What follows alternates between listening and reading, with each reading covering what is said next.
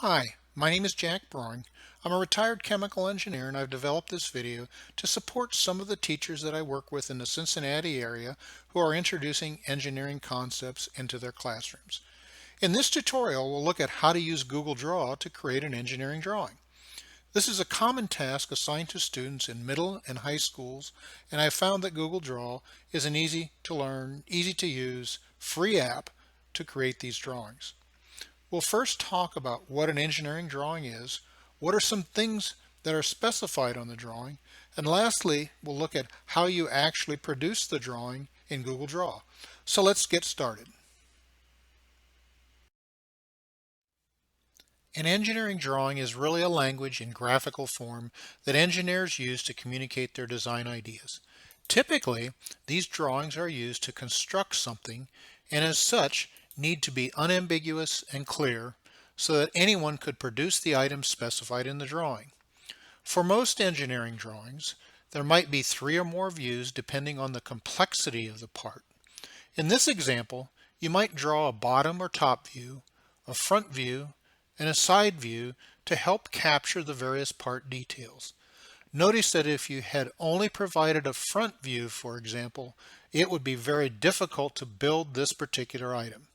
So when you create your own drawings, it's a good idea to let someone else look it over to see if they might be able to build it without consulting you. Now let's take a brief look at the drawing that was created in Google Draw. This drawing depicts the side view of a set of bleachers. The bleachers were chosen because this was an actual project worked on by students at a school near Cincinnati, Ohio. In this view, you can see there are various details specified that will not only help with the construction of the bleachers, but also might help with the purchasing of the materials for the bleachers. In the upper left-hand corner of the drawing, notice the scale. 1 block equals 4 inches. If you look at the drawing, you'll notice the faint gray and white blocks, which can be used to not only help create the drawing, but to give a visual perspective of how large the bleachers are. Since each block is 4 inches wide and 4 inches high, you can tell how large something is by counting blocks. Another feature of the drawing includes the dimensions. These indicate how large different elements of the bleachers are. There are notes given to help clarify details that may not be clear in the drawing.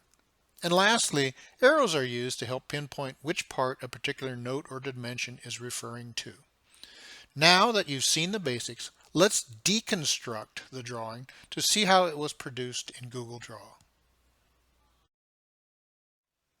Before we deconstruct the drawing, you may be wondering, how do I activate Google Draw? So let's take a look at how to do that. First of all, this assumes you have Google Chrome on your computer. If not, you can download it from the Google website. Click on the Google Chrome icon to open Google Chrome. Next, click on the Apps icon. These are the 9 colored dots on the upper left-hand side of the browser. This will open the Google Apps window. If there is a Google Drawings icon in this window, click on it. If not, you can click on the Web Store icon and download it from the Web Store. Once you have Google Drawings open, double-click on Untitled Drawings near the top left and enter an appropriate name for your drawing.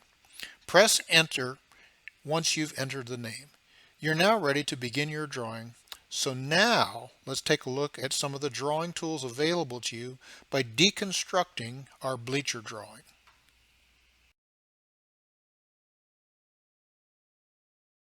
So here we are in Google Draw, and the drawing you're looking at is the bleacher drawing that we referred to earlier. What I'd like to do first is so that we can see what's going on, I'm going to change the zoom of this particular display. So I'm going to go to View, and I'm going to make the view 100% so we can see a little bit better some of the details here. So the first thing I'd like to show you is the scale here. Notice when I click in this area, I get this box around here. This is a text box.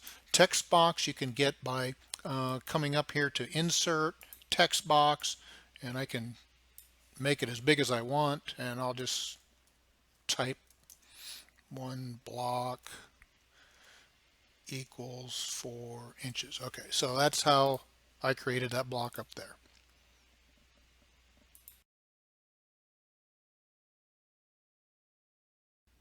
Now let's take a look at some of the elements that we use to construct the bleachers.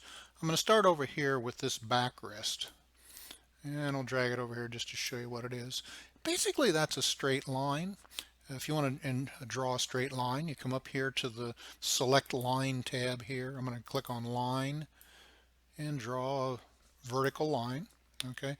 Now notice it's the same width, the way it looks, as this one right here. You can actually change that. If we go back, if we go to Format and then go to Lines, we can actually change the line weight. In this case, it's 12 pixels wide. If I want to make it wider, I would just select a different pixel size. I can also change the color of it. Oops. It's expecting me to be wanting to draw something, so I click on the Select tool right here and then click on this. Now let's take a look at the color of the line. So if I go to Lines and go to Line Color, I can make it red if I'd like. Okay, so that's how you can change the color of it. So that's the line feature.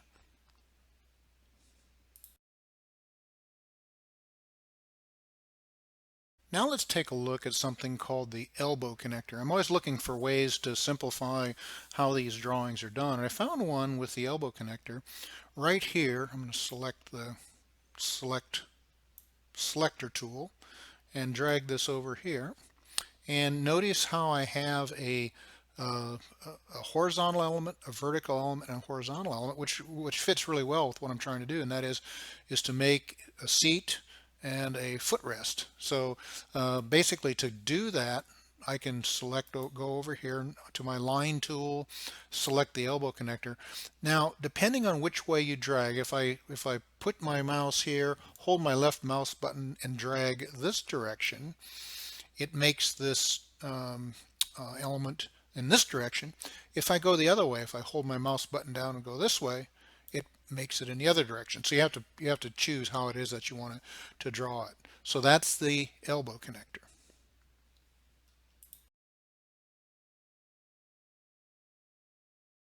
One of the elements you're going to want to include on your drawings is dimensions. And in this case, we'll take a look at how to add a dimension to your drawing. In this case, we'll look at this 36-inch dimension over here. Now we've got a number of elements here. We've got a straight line here at the top, an arrow pointing up, a text box with 36 inches in it, a down pointing arrow, and another line. So how do we do that? Well, it's pretty simple. I'm going to go over here to the line, the select line drop down, and I'm going to pick a line. And we'll just draw a line like that. Now it's not going to be the same color as the ones I've got over here, but you can change those lines to any color that you'd like. Yeah, next thing I want is an arrow, and I'm going to start down here and draw my arrow up. And now I need a text box, so let's go up here to this text box. You can get these elements from a number of different places. If I go to Insert, I can click Insert Text Box, or I can use the icons on the toolbar. I use the icon here. And so right here, I want to put 36 inches.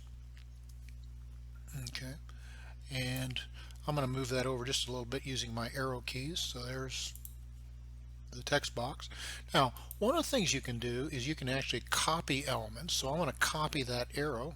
I'm going to do a Control C. I've selected it, Control C, and then a Control V. Notice now I've got two arrows, and I'll put this down here. And actually I want to rotate it, so if I grab the little dot at the top, I can just rotate it down, and we'll put it back up here like so. And I can do the same thing with this line. I can copy it, so Control C, Control V, and put it right here. So there you have it. You may have to adjust the verticalness of the lines or how horizontal these are and so on, but you get the picture.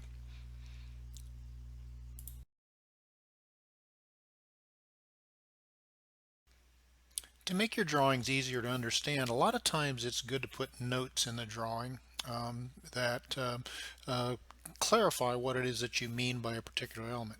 So for example, this particular note indicates that this particular element here, this red element, is 4 inches in diameter. It's 96 inches long. It's a steel pole. It's painted, and there's 2 required because we're going to have one on the opposite end of the bleachers. Remember, we're looking at the end view or the side view of the bleachers. So in order to do a box like this, what we're going to do is we're going to go up here and select this shapes drop down, and I'll select shapes, and we'll just pick a box, and I can draw the box like that. And now I'm just going to put some text in. This is a text box. Okay. Now, one of the things you might want to do is to center it both in the vertical and in the horizontal directions. I'll show you how to do that.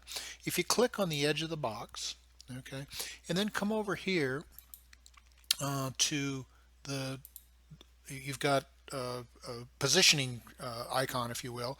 Here is center. Okay, so we've centered the text inside the box in the horizontal direction. To do the vertical direction, we would click here. Now, what I'm going to do is I'm going to show you how to put it at the top, and then I'll go back and show you how to put it in the middle. Okay, so that's how you position it. If you want to make the text bigger, one of the things you can do is to click on the, right here you've got font size. So let's just make that a 24 font. Okay, so you can make the fonts bigger if you'd want.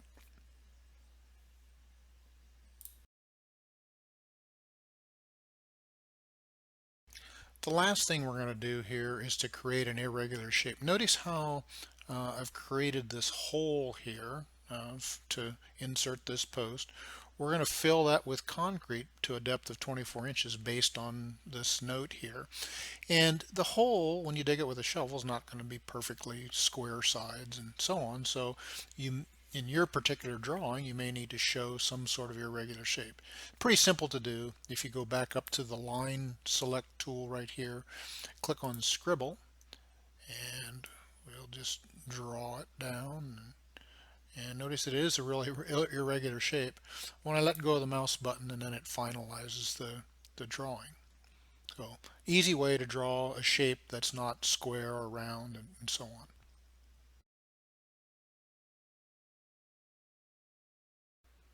If you would like more information on engineering drawings, you can check out references 1 and 2 listed here. Or if you'd like to see more of the features of Google Draw, check out reference 3. Lastly, reference 4 is a link to the bleacher drawing that was used in this video. Though we covered a lot of material in the video, there's still a lot to learn about Google Draw. The best way to learn is by doing. So start by creating your own drawing. Don't be afraid to click on some of those menu items that I didn't cover in the video. You may discover something that you can share with me. Good luck and have fun.